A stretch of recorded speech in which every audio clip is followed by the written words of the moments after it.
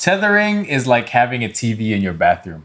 You don't think you need it until you have it, then you realize you can't live without it. You have a TV in your bathroom? How do you think I finished The Office so fast?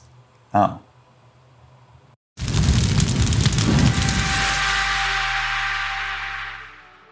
Hey guys, it's Juan from Limit Your Media. And I'm Jermaine. Now, for those of you that are not familiar with tethering, it's basically shooting your photos straight to a capture software. Now, whether you're shooting fashion, product, or headshots, we're here to tell you 5 reasons why tethering is a must if you want to improve your photography. Reason number 1, bigger screen. It's incredibly easy to misjudge your focus, composition, and exposure when looking through the back of the camera. Relying on a little 3-inch or even smaller screen for critical focus is just asking for trouble. When you shoot tethered to a computer, you can use any size screen you want. You can be confident that your shot is how you intended it to be. Reason number 2, it helps everyone do their job properly. When working with a team, tethering becomes an even more invaluable tool. You want everyone from the client, art director, makeup artist, wardrobe to see the shots for them to be able to do their jobs correctly. Now, does the model need touch-ups? Do you need to adjust lighting? Is there a piece of clothing that's just not falling the right way? This is much better than just a photographer alone seeing the shots in the back of his or her camera. Reason number 3, it's safer. You can't be too careful with files. We've heard countless horror stories about lost photos and people having to issue refunds and even taken to court for it. When you shoot tethered, not only do you get a copy of the files on your camera, you also save it to the computer and from there create an instant backup, even to the cloud.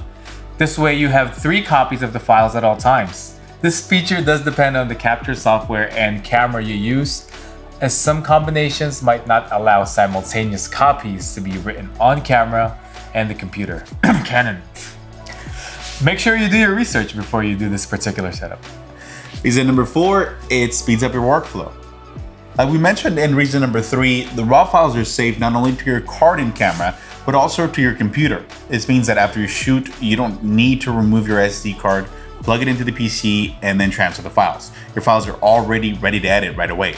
Now in our case, we even shoot straight to our server, which all of the computers in our studio can access, which means we never have to transfer anything.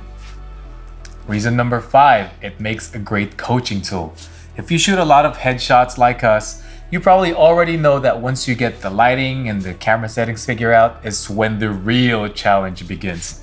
Shooting portraits and headshots requires skills that are beyond the technical. It requires people skills. How do you interact with your subject to make them feel comfortable, confident, and pull a great expression out of them? When you have photos ready for review right away, you can show the model what works and what can be changed, and you won't believe how much of a difference just a few minutes of coaching can make. Check out these differences between people's first shot and after we've coached them.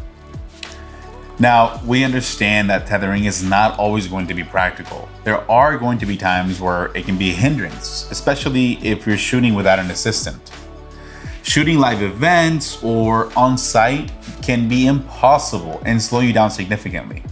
But for everything else, we highly recommend giving it a try, and we guarantee you won't look back. Bonus reason. Reason number 6. When you're shooting for a particular look or edit, you can make changes to things like curves, color, and the grade on the Tether software and see the results real time as you take the photos. This way you can see what the final edit could look like and make adjustments as necessary. Yeah, and as you can see, we really love shooting tethered. We've spent a lot of time perfecting our tether card and workflow. Let us know if you want to see how we put together our card and how we're wirelessly saving our files to our server. Yeah, as always guys, I hope this was helpful. Like this video if you liked it, dislike if you didn't. Don't forget to subscribe and hit that notification bell so you don't miss a thing. We'll see you in the next one. Peace.